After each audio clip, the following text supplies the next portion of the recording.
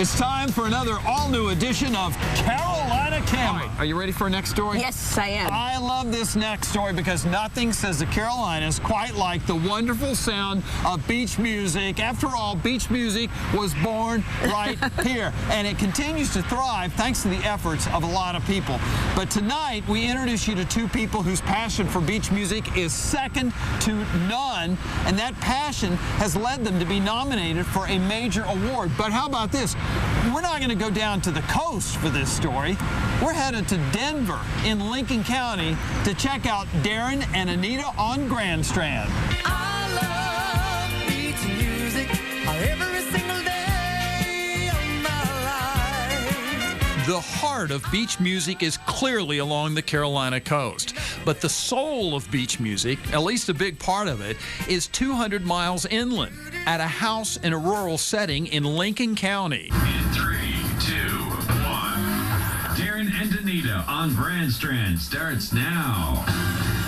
It is Darin and Anita on Strand for another week of the show, folks, and I'm going to tell you what a show it is lined up today. Anita, are you ready? I'm ready. Meet Darin Henley and Anita Littman of Darin and Anita on Strand, a weekly 2-hour syndicated radio show that's recorded in this home studio at Darin's house. I'm Going Back is his latest song out there, folks, and I'm going to tell you, if you go online to our website, grandstrandshow.com, and look for Anita and Donnie Ray. The show has been airing on various radio stations for several years, and a lot of hard work is paying off. And you know what's on the way next that's big for us? Thanksgiving. No, the Carolina Beach Music Awards, but Thanksgiving Turkey Day is too, so that's good. Darin and Anita on Strand has just been nominated for the Carolina Beach Music Academy's Syndicated Radio Show of the Year Award, the beach music industry's highest award.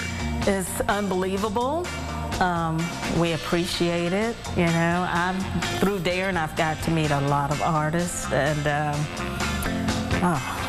I say it's just a fantastic feeling. And it means a lot because the industry folks are what get you on the ballot.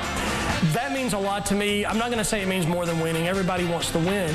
But when you're nominated for something and it's the people that you work with in that industry who get you on that ballot, that means a lot. Now, if you're not familiar with beach music, it's probably best described as music with a 4/4 rhythm combining elements of R&B, rock, and pop. It got its start along the South Carolina Grand Strand back during a time when the South was wrestling with segregation issues. Up next, their 35th year in the music business, the Fantastic Shakers. It's their latest. Racially diverse music wasn't getting a lot of airplay in the Southeast, but you could find it in jukeboxes and live performances at clubs in the Ocean Drive and Myrtle Beach areas where lots of folks love to vacation. Kids would come home to Charlotte. This was a sort of a Charlotte thing, and they would call the radio stations and they say, we want to hear that music we heard at the beach.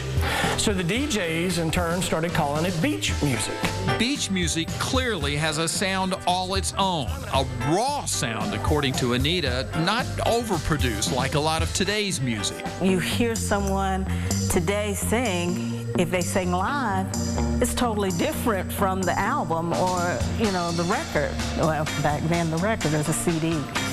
But to me, beach music is played, you know, it's live, it's the real sound of the person, you know, you can feel the music better. You know, it's a feeling to me. Music today is not happy music to me. It's almost an anger-driven kind of music, and I've heard people say that, so I make fun of that on the radio, and I say I'm angry enough in life.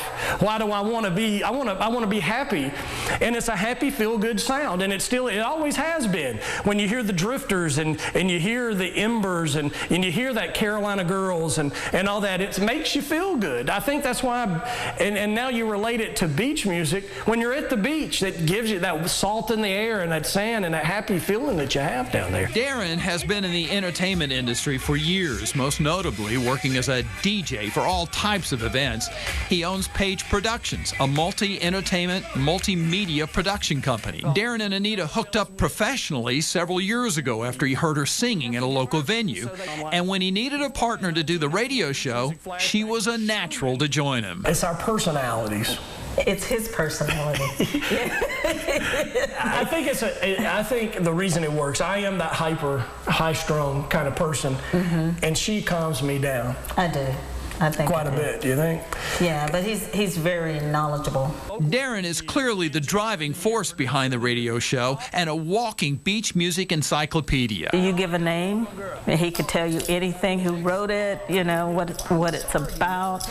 It's very, very knowledgeable. He amazes me. You know, this song was written, folks, just in case you didn't know, it was for all the line dances that you do in the street. Darin once worked for the man considered by many to be the most influential artist in beach music history, the late General Norman Johnson, who formed the group the chairman of the board and recorded hits such as Give Me Just a Little More Time and the iconic beach music classic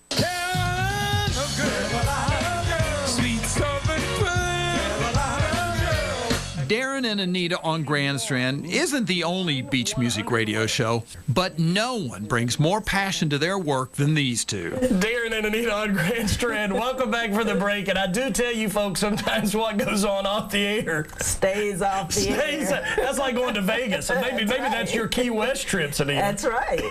That's right. Listen, you heard that, didn't you? It stays in Key West. Key West. Yes. Darin and Anita are hoping their enthusiasm and that of others will help win over a new generation of beach music fans and in turn spread the music well beyond its birthplace here in the Carolinas. And that's a goal with my show, or our show, is to take that music and take it to an audience, a larger audience than what is in the Southeastern United States. My feeling is if there's this many people who like something, there's got to be more.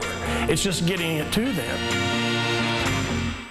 Aren't Darin and Anita fantastic people? Fantastic folks. They really are, and I do want to say that I have known Darin Henley for probably more than 20 years, and he is just a terrific guy, and he truly is so passionate about that music. Now, the Carolina Beach Music Awards were recently held in Myrtle Beach, and I'm sorry to say that Darin and Anita did not win, but I'm gonna say they are going to win one day. They are that good, and they really deserve the wonderful award there. But you can listen to Darin and Anita on Grand Strand anytime or anywhere because their show is also podcast. You can find it at the iTunes store, and they're also on Facebook and Twitter. Yeah, speaking of social media, that is one way that you can submit your Carolina Camera stories to us. Yes. It is really easy to contact us. You can go to John Carter's Facebook page, go to the Christine Nelson Facebook page, and just send us a message through there with your story idea. Or maybe you just want to send us an email.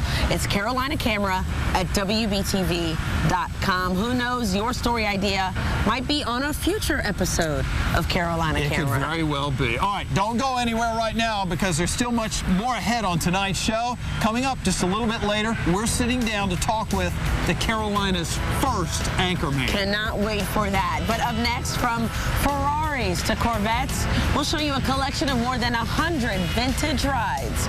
And you'll meet a man who has turned trash into works of art. But that's just the beginning of William Pumphrey's story. Stay with us. Carolina Camera will be right back.